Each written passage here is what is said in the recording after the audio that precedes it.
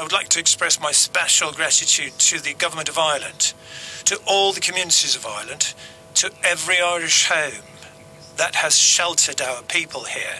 It is not easy.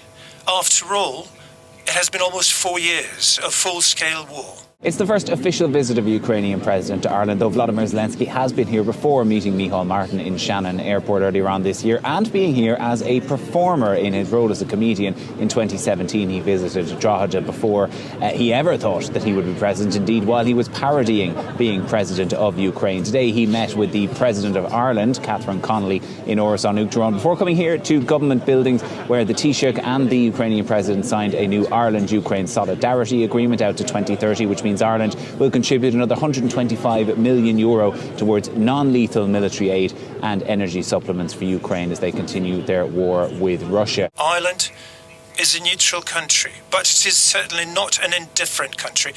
We're grateful to it. You're helping us and we appreciate it. And Ireland's influence really matters because it is the influence of a large global community. May your influence always work in a way that is fair. The Taoiseach, the Taoiseach and the Foreign Affairs Minister all met with Volodymyr Zelensky, saying that this meeting today and the extra money that Ireland is giving is about standing with the war-torn country. We believe in self-determination for people.